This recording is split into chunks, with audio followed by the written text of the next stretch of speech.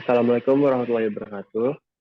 Perkenalkan, nama saya Abdul Malik Arida dengan NIM 230430028. Di sini saya akan mempresentasikan tentang hukum bisnis dan regulasi dengan poin A dan B, yaitu hukum dan masyarakat dan sistematika hukum. Saya mulai saja presentasi sekarang.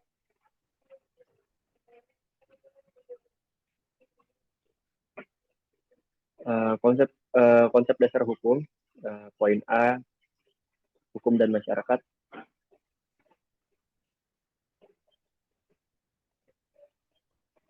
Hukum dan masyarakat adalah rangkaian peraturan yang mengatur kehidupan manusia dalam hidup bermasyarakat serta memberikan sanksi bagi yang melanggarnya. Next.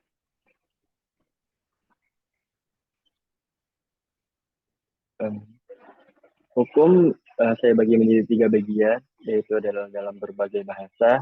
Ada bahasa Inggris, Latin, Belanda, dan Prancis. Dan ada pengertian hukum menurut John Austin. Dan yang ketiga ada fungsi hukum.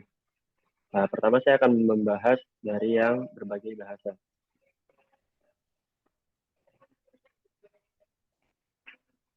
Dalam berbagai bahasa, ada bahasa Inggris, hukum disebut law, bahasa Latinnya jus, bahasa Belandanya recht, dalam bahasa Prancis juga disebut droit.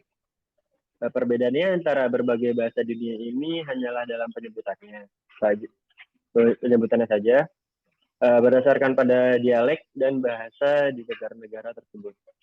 Adapun artinya tidak mengalami perbedaan yang signifikan, bahkan cenderung memiliki kesamaan arti, yakni merupakan sekumpulan preskripsi mengenai apa yang seharusnya dilakukan dalam mencari keadilan. Next. Selanjutnya pengertian hukum menurut John Austin. Pengertian hukum menurut John Austin adalah suatu peraturan tertulis yang di dalamnya mengatur suatu perintah yang harus dilaksanakan oleh semua warga negara dan bersifat larangan, agar setiap warga negara dapat menghindari sesuatu yang harus dijauhi semata-mata untuk menciptakan suatu tertib sosial atau social order dalam masyarakat. Baik perintah dan larangan dalam hukum merupakan sebuah cermin dari sesuatu yang disepakati bersama dalam suatu komunitas masyarakat, sehingga isi perintah dan larangan tersebut bersumber dari nilai-nilai yang hidup dalam masyarakat atau living law.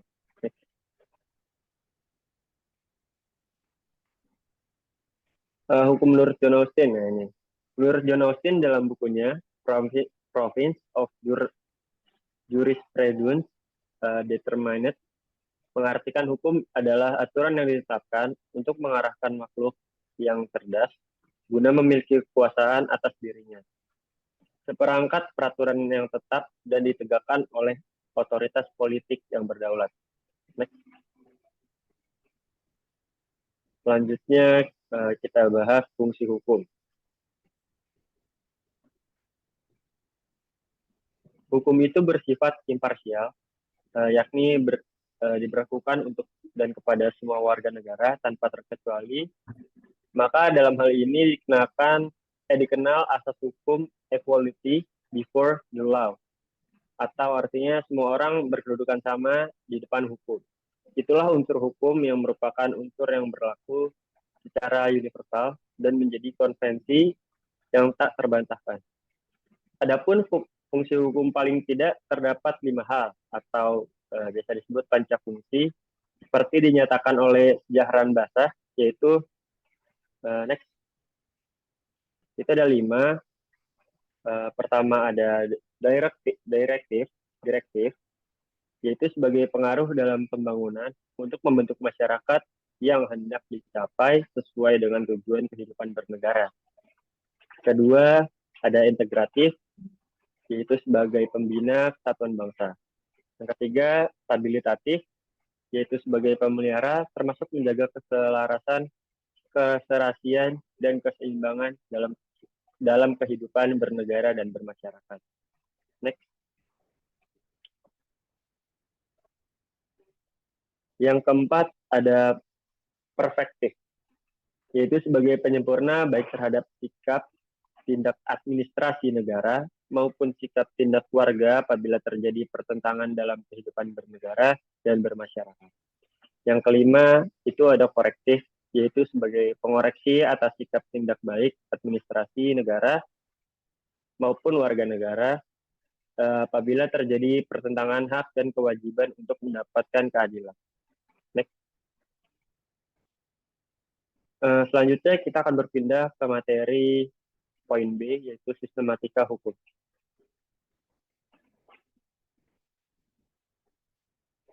Sistematika hukum atau sistem hukum adalah ketika seseorang tinggal di suatu wilayah atau bahkan pada suatu negara, pasti menaati aturan hukum yang berlaku.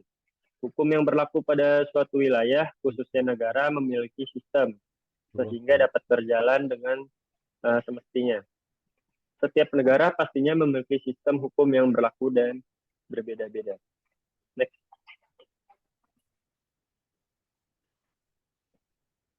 Nah, pengertian sistematika hukum. Istilah sistem hukum terdiri dari dua kata, di antara sistem dan hukum.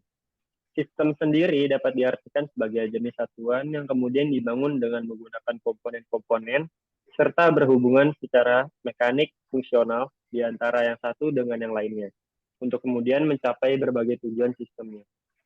Next.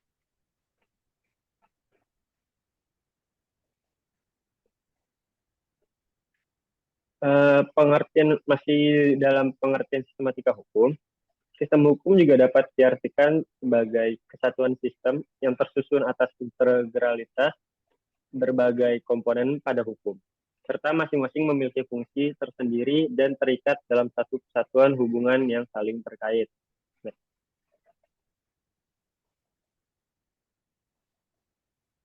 Komponen sistem hukum, seperti yang kita bahas tadi, di pengertian ada komponen-komponennya. Setiap sistem sendiri mengandung beberapa asas dengan berbagai pedoman dalam pembentukannya. Dapat dikatakan juga bahwa suatu sistem sesungguhnya tidak terlepas dari asas-asas yang mendukungnya. Mari kita kenali juga mengenai komponen sistem hukum, diantaranya ada 9. Next. 9 komponen sistem hukum tersebut adalah ada 1, masyarakat hukum, 2, budaya hukum, 3, ada filsafat hukum, 4, ilmu hukum, 5, konsep hukum, 6, pembentukan hukum, 7, bentuk hukum, 8, penerapan hukum, dan yang terakhir ke-9, evaluasi hukum. Next. Jenis-jenis hukum ada 3. Sini saya bagi poin-poinnya ada 3. Yang pertama ada sistem hukum Eropa kontinental, kedua sistem hukum Anglo-Sakson, yang ketiga ada sistem hukum adat atau kebiasaan. Saya bahas dulu yang dari pertama, yang hukum Eropa kontinental.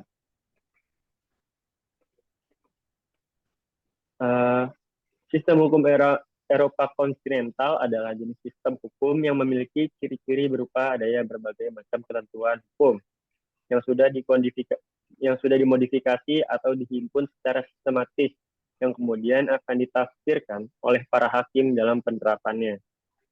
Next. Kita akan bahas yang kedua, yaitu sistem hukum menurut Anglo-Sakson. Sistem hukum Anglo-Sakson adalah jenis sistem hukum yang berasal dari jurisprudensi, seperti keputusan-keputusan hakim terdahulu yang sudah menyelesaikan suatu kasus, kemudian berubah menjadi dasar bagi putusan hakim selanjutnya. Next. Kita bahas yang poin ketiga, yaitu sistem hukum adat atau kebiasaan.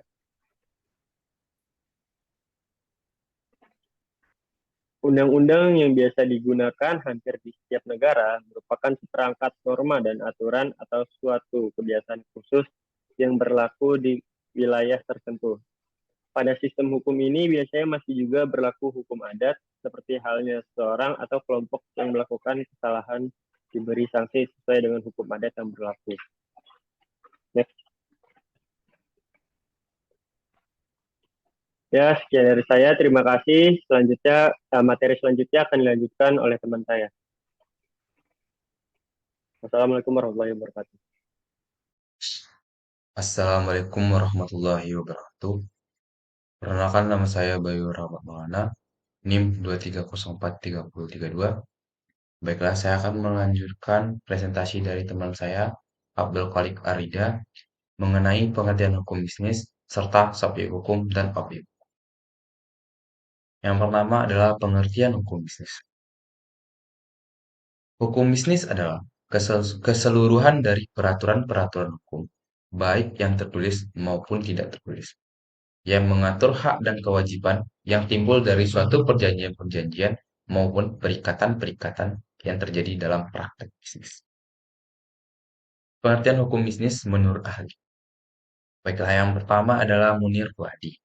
Pengertian hukum bisnis menurut Munir Fuadi adalah sebuah kaidah hukum yang digunakan untuk mengatur tata cara pelaksanaan kegiatan dagang yang berhubungan dengan kegiatan produktif serta memiliki motif untuk mendapatkan sebuah keuntungan.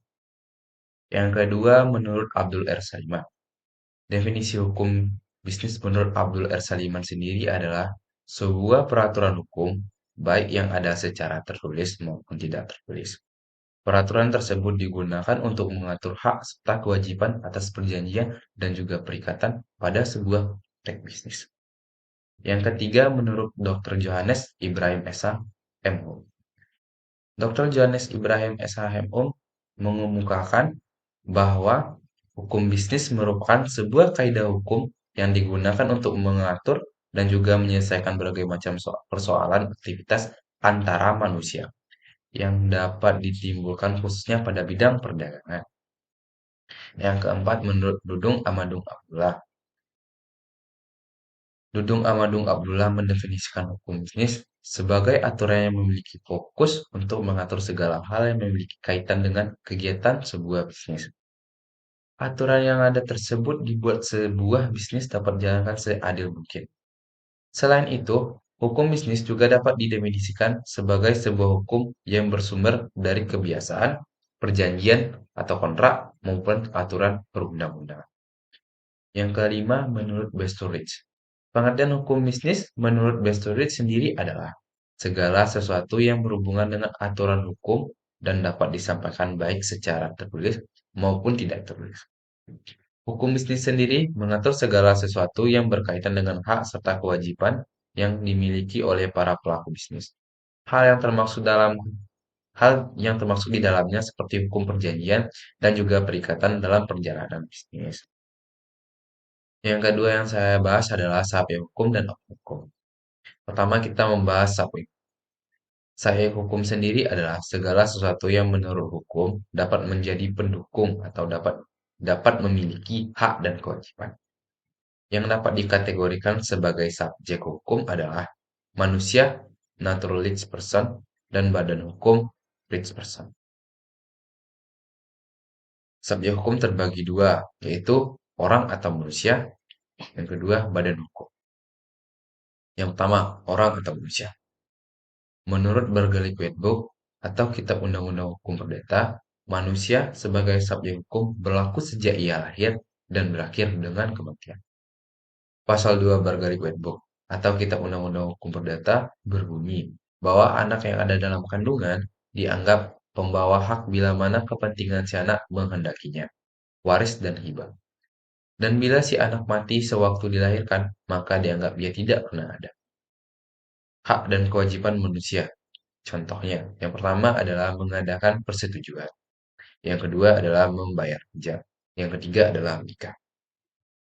Baiklah, menurut hukum, setiap manusia pribadi dianggap cakap bertindak sebagai subjek, kecuali oleh undang-undang yang dinyatakan tidak cakap, yaitu pasal 1329 KUH PDT. Siapa saja orang yang tidak cakap bertindak dalam hukum? Baiklah, yang pertama, orang yang belum dewasa. Yang kedua, orang yang ditaruh di bawah pengakuan atau orang tidak sehat pikirannya atau seorang pemabuk dan pemboros. Yang ketiga, seorang perempuan dalam pernikahan, tetapi kini telah dicabut dengan SEMA ayat 3 tahun 67.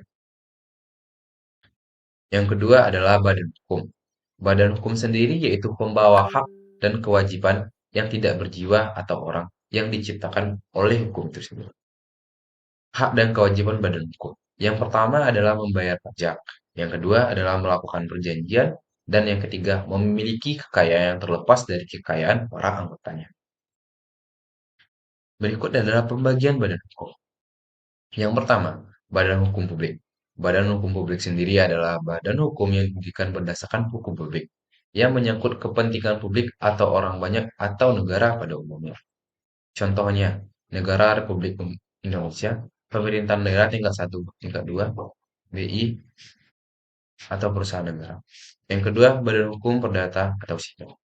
Adalah badan hukum yang didirikan berdasarkan hukum sipil atau hukum perdata yang menyangkut kepentingan pribadi orang di dalam badan hukum itu. Badan hukum ini merupakan badan swasta yang didirikan oleh pribadi orang untuk bertujuan untuk mencari keuntungan sosial, pendidikan, ilmu pengetahuan, politik, kebudayaan, kesenian, dan lain-lain. Menurut hukum yang berlaku secara contohnya PT, koperasi, yayasan, dan lain-lain. Yang terakhir adalah objek. Yang termasuk objek hukum adalah segala sesuatu yang berguna bagi subjek hukum yang dapat menjadi objek suatu perhubungan. Pasal 49 Bargaining Code atau Kitab Undang-Undang Hukum Perdata. Benda adalah segala barang dan hak yang dapat menjadi milik orang atau objek milik.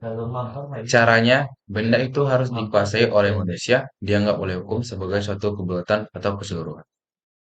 Terima kasih. Sampai di sini presentasi saya. Materi selanjutnya akan dilanjutkan rekan saya, Muhammad Zidan. Assalamualaikum warahmatullahi wabarakatuh.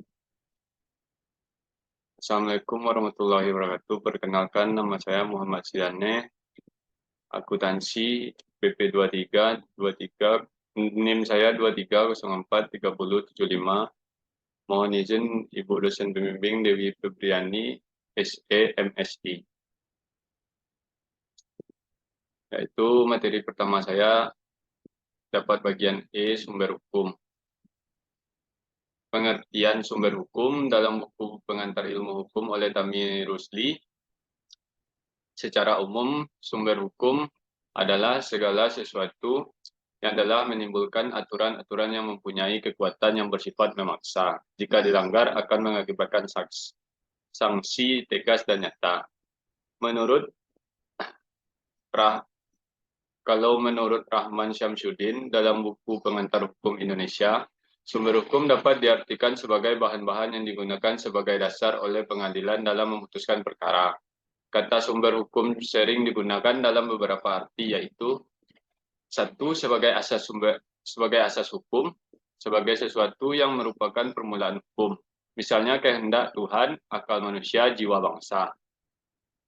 Dua, menunjukkan hukum terdahulu yang memberi bahan-bahan kepada hukum yang sekarang berlaku.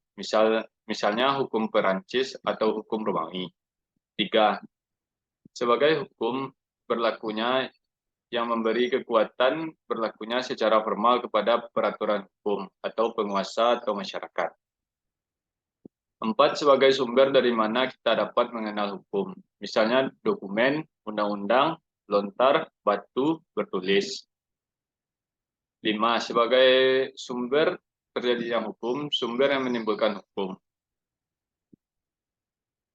Arti sumber hukum menurut Van Apeldoorn menjelaskan istilah sumber hukum dari segi sejarah, filsafat, dan anti formal. Berikut penjelasannya. Sumber hukum dalam arti sejarah, para ahli sejarah mengaitkan istilah sumber hukum ke dalam dua arti, yaitu satu, dalam arti sumber pengenalan hukum, yakni seluruh tulisan, dokumen, dan lainnya di mana kita dapat belajar mengenal hukum suatu bangsa pada suatu waktu. Misalnya undang-undang, keputusan hakim, piagam-piagam yang membuat perbuatan tulisan. Dua, dalam arti sumber-sumber dari mana pembentuk undang-undang memperoleh bahan dalam membentuk undang-undang. Juga dalam arti sistem-sistem hukum, serta dari mana tumbuhnya hukum positif suatu negara. Sumber hukum dalam arti sosiologis, menurut para ahli sosiologi, sumber hukum diartikan sebagai faktor-faktor yang menentukan isi hukum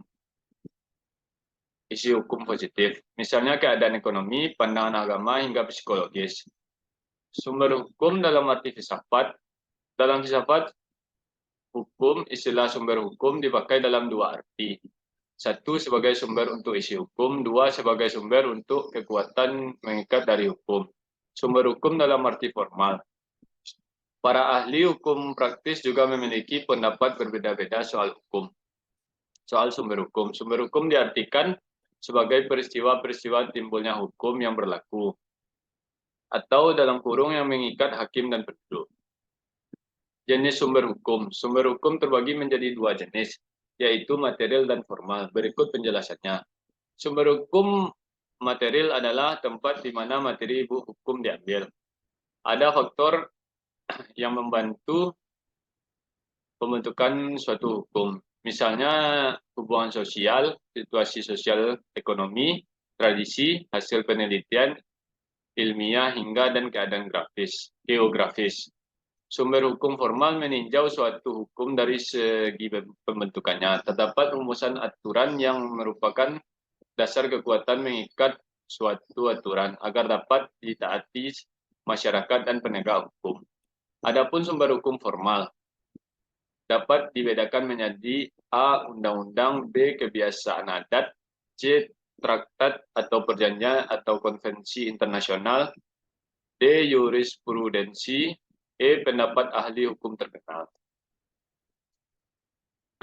Dan lanjut materi kedua, yaitu F. Sistem hukum Indonesia. Sistem hukum didefinisikan sebagai sekumpulan sikap yang telah mengakar kuat dan terkondisikan secara historis terhadap hakikat hukum, aturan hukum dalam masyarakat dan ideologi politik, organisasi serta penyelenggaraan sistem hukum. Sistem hukum di Indonesia. Negara Indonesia yang menegaskan dirinya sebagai negara hukum sebagaimana dalam pasal 1 ayat 3 Undang-Undang Dasar Negara Republik Indonesia tahun 1945 juga memiliki sistem hukum. Menariknya, Indonesia menganut 3 sistem hukum sekaligus yang hidup dan berkembang dalam kehidupan masyarakat maupun ketatanegaraan, yakni sistem hukum sipil, sistem hukum adat, dan sistem hukum Islam.